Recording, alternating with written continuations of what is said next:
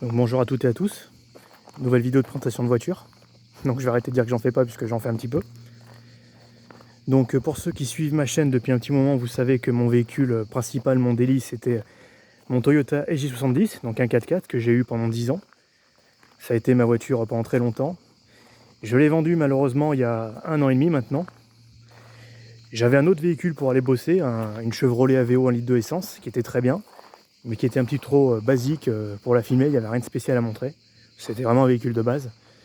Et depuis 6 mois, j'en ai eu un petit peu marre, et j'ai voulu acquérir un véhicule plus sympa. C'est le véhicule que je vous présente aujourd'hui, qui est un petit peu plus sympathique pour faire l'objet d'une vidéo.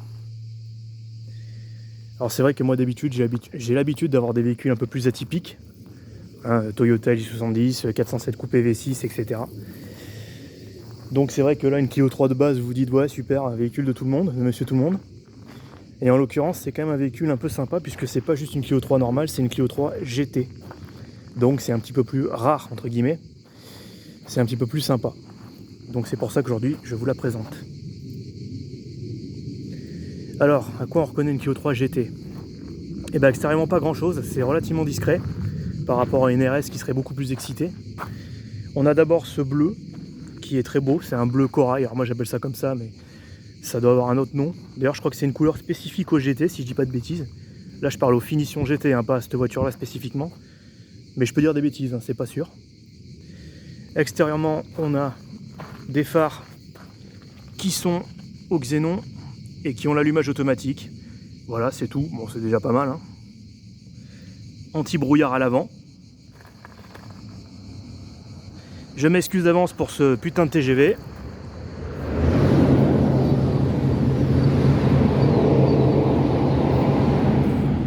Et au niveau de la face avant, c'est relativement discret. On a uniquement les petites moustaches ici qui sont rajoutées, qui sont très jolies et qui sont spécifiques à la RS et à la GT. Et je crois que la RS c'est même un peu plus excité que ça. Mais bon, on a ces petites moustaches, donc c'est relativement discret. Au niveau de la face avant.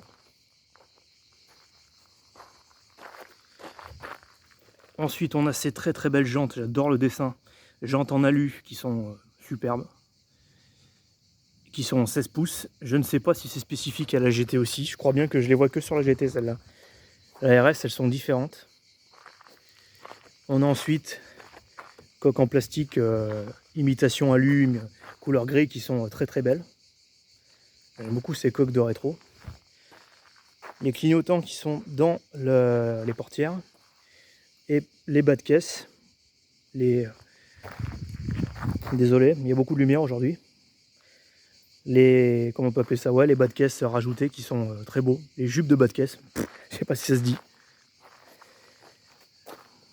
Les baguettes latérales qui sont couleur carrosserie peintes. Pareil pour les poignées. Aujourd'hui il fait très beau, très chaud, donc il y a beaucoup de cigales, beaucoup de lumière. C'est pas évident pour le focus. Bon, l'arrière c'est pareil, très discret. On a uniquement double sortie d'échappement et un petit béquet d'origine. La voiture est totalement d'origine, j'ai rien rajouté. Voilà, un petit béquet bien sympathique qui d'ailleurs accueille le troisième feu stop plus le lave-glace qui est dessous par rapport au Clio 3 normal. Petit béquet sympa et petite sortie d'échappement. Donc pareil, c'est toujours très sobre par rapport à une RS qui serait beaucoup plus excitée. Je crois que le diffuseur de la RS il est beaucoup plus énervé. Il y a des, je sais même plus s'il n'y a pas 4 sorties. Enfin, c'est beaucoup plus violent. Et ensuite, les radars de recul sur cette voiture. Donc c'est pas mal équipé pour une petite citadine. Bon, pour moi, ça fait partie des petites citadines. Bon, ensuite, le latéral droit, évidemment, qui est pareil que le latéral gauche, forcément. Dans le coffre, voilà, mes magnifiques conneries, mon parapluie, mon sac, voilà. Bon, c'est un coffre qui n'a rien d'extraordinaire, on peut facilement loger ce qu'on veut. Il n'y a rien, par contre, il n'y a pas de prise allume-cigare, ça c'est un petit peu dommage. Et au niveau du dessous, il n'y a même pas de roue de secours, il me semble. Si je dis pas de bêtises. Non, on n'a rien du tout. Ça m'énerve aussi, mais bon, c'est comme ça. Bon, un coffre qui est tout à fait correct.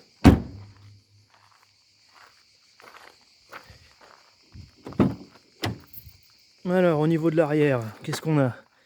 Vitre électrique, enceinte, ce qui n'est pas toujours le cas, donc je le souligne.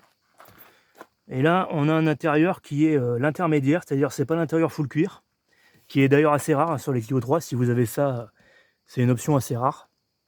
Là, on a l'intermédiaire, c'est-à-dire le mi-cuir, mi-tissu, qui est très beau, hein, franchement. Et puis, c'est plutôt... bon, la voiture, pas trop de kilomètres, j'en reparlerai après, mais voilà. C'est une 5 places, hein, comme vous pouvez constater.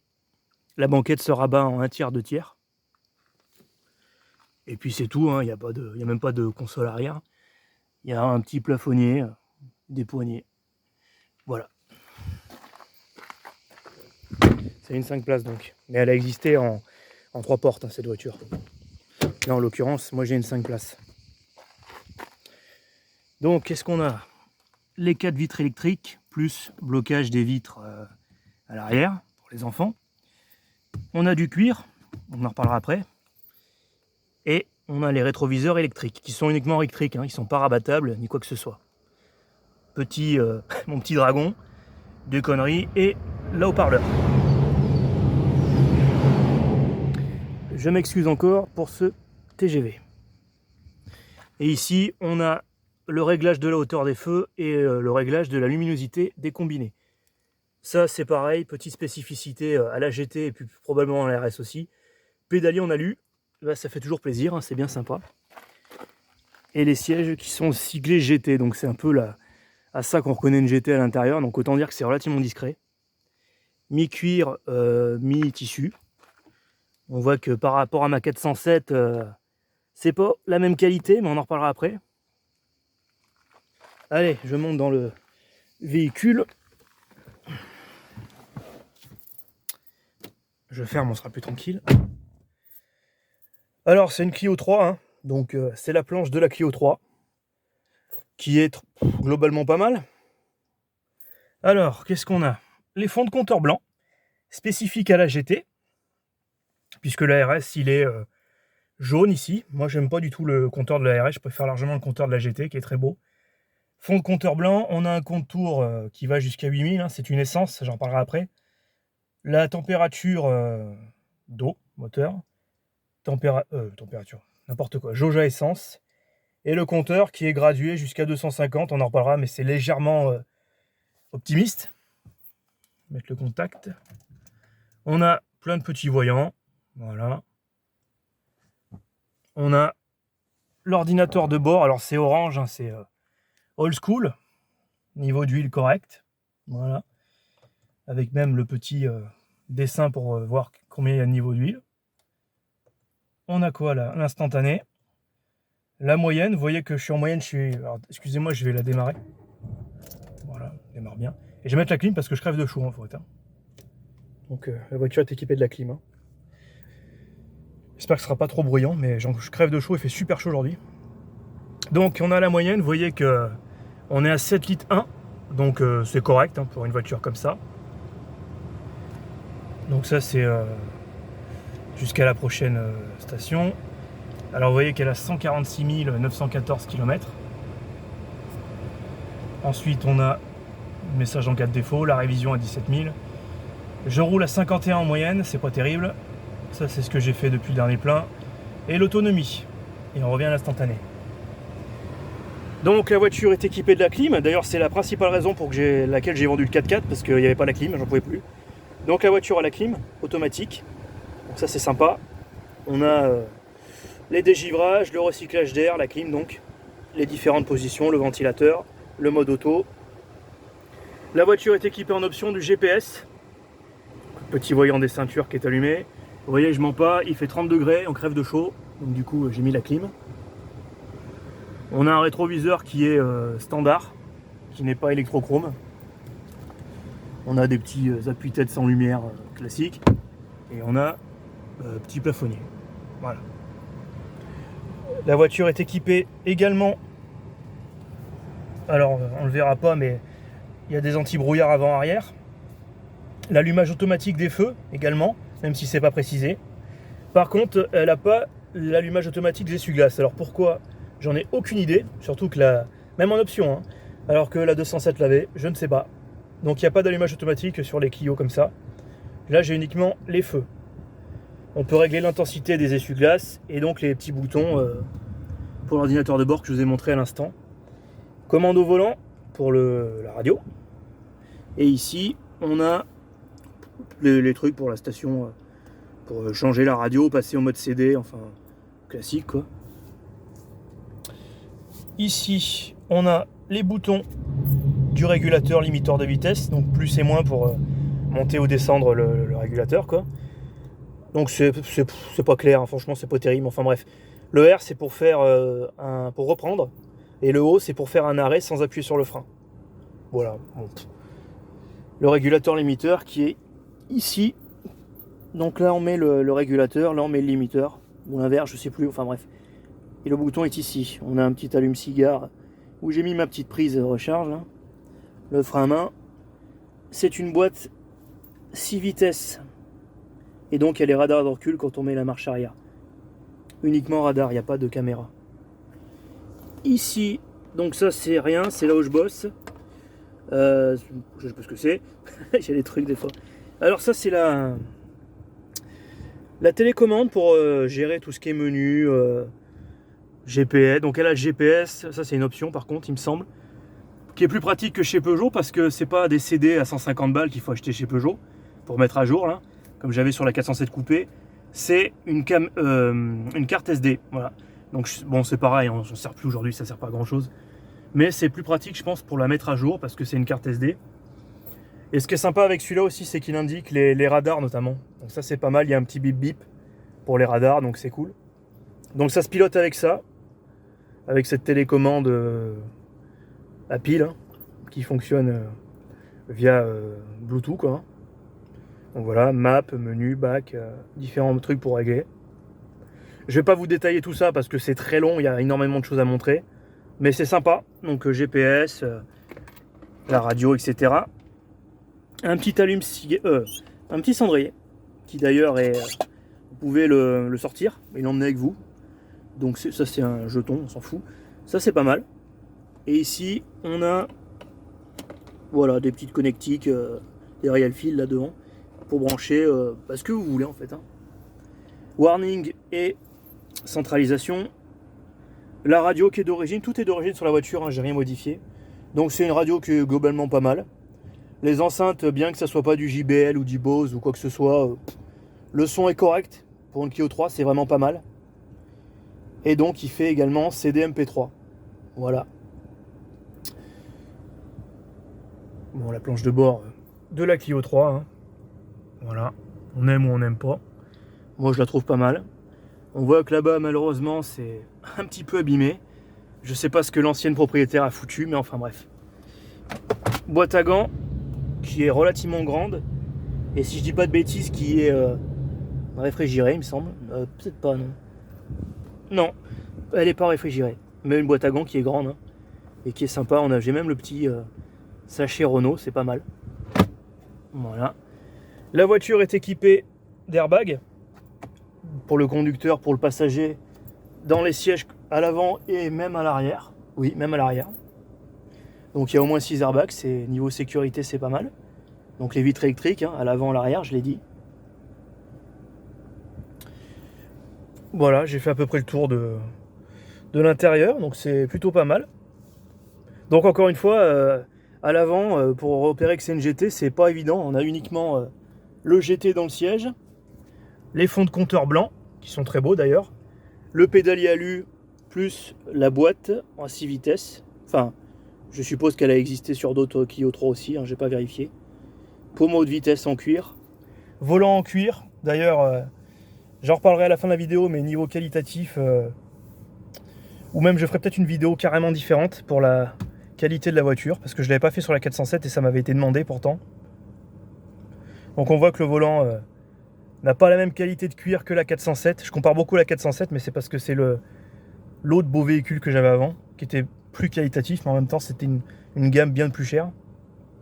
Mais on a le volant en cuir, donc c'est quand même pas mal. Et au niveau des plastiques, on a la même couleur que les coques de rétro que je vous ai montré tout à l'heure. Hein.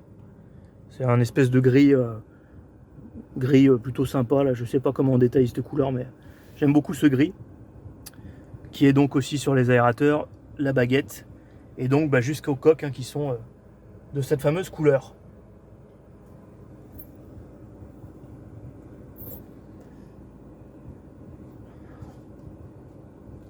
Voilà, j'ai fait à peu près le tour de l'intérieur. Je vais vous montrer maintenant le moteur. Donc, c'est parti. Voilà. Comme toutes les voitures, on ouvre ici.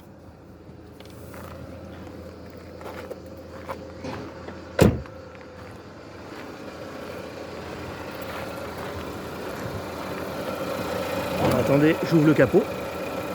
En essayant de ne pas me cramer.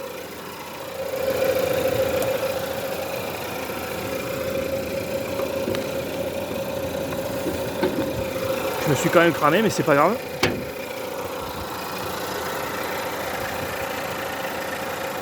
Donc le moteur, c'est le 1,6 litre essence de 128 chevaux atmosphériques. C'est le même moteur que vous trouverez sur la Twingo 2 RS. Donc il fait 128 chevaux. Bon, c'est un bon moteur, hein, j'ai rien à dire là-dessus. Il fait le taf. Évidemment, il est plus à l'aise sur la Twingo, mais bon, sur la Clio, c'est correct.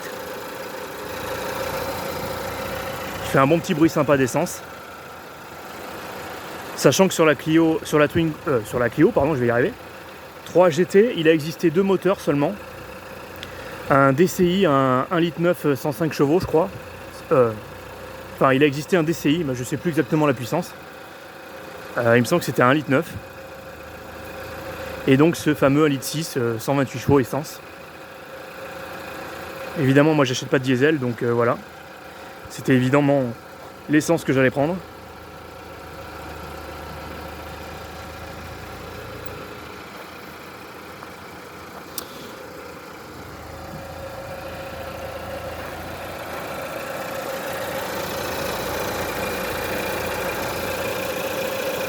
Je trouve qu'il est relativement beau ce moteur esthétiquement.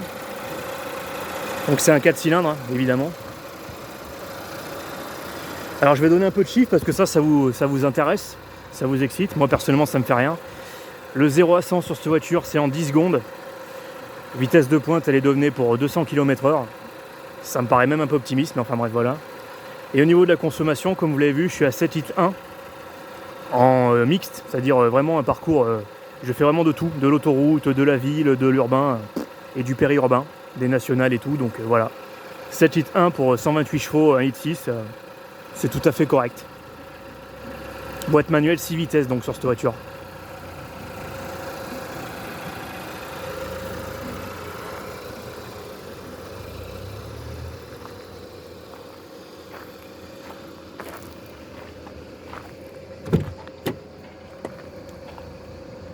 Les petits tapis Clio, pardon. Les sièges qui sont manuels, qu'on peut voir que le cuir, alors si je vais en parler maintenant, le cuir de cette voiture, franchement n'est pas d'une grande qualité, il faut dire ce qui est. Je compare à ma 407, mais encore une fois c'est pas comparable, c'était une voiture à 45 000 € neuve, donc ça n'a rien à voir avec celle-là qui coûtait 17 000 neuve. Mais le cuir de cette voiture est pas terrible, la qualité est vraiment pas terrible au niveau du cuir, que ce soit le siège, que ce soit le volant. Alors c'est sûr que c'est sympa hein, le cuir, hein, c'est mieux que d'avoir du tissu, hein, mais rien qu'au toucher on le sent, c'est un cuir qui est pas très épais, quoi, qui est super fin, la couche elle doit être vraiment fine. Donc par rapport à la 407 où au toucher on sentait que c'était vraiment beaucoup plus qualitatif quoi.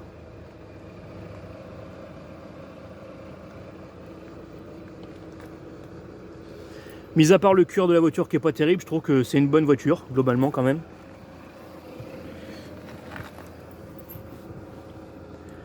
C'est plutôt sympa comme voiture. C'est un bon délit pour tous les jours. Donc là on a le voyant pour faire l'entretien, le stop à côté. Là vous voyez j'ai le voyant pour les portières, la portière est fermée. Allez, je vais vous montrer quand même le GPS, il me reste un petit peu de temps. Oui, j'écoute Nostalgie, je sais. Comment on fait déjà pour mettre le... Ah voilà, automatiquement. Donc voilà, bon c'est un GPS, la taille est pas extraordinaire, mais bon voilà, hein, ça fait le boulot. On a une petite Clio sympathique. D'ailleurs, vous pouvez changer, vous pouvez mettre une Laguna, vous pouvez mettre une Scénic, enfin c'est pas mal. Le GPS qui fait le taf, franchement, globalement, c'est pas mal. C'est pas extraordinaire, mais voilà. En tout cas, c'est plus utilisable, je trouve, au quotidien que le GPS des Peugeot qui sont très pénibles à mettre à jour. Parce qu'il faut mettre un CD et tout. Là, c'est une carte SD.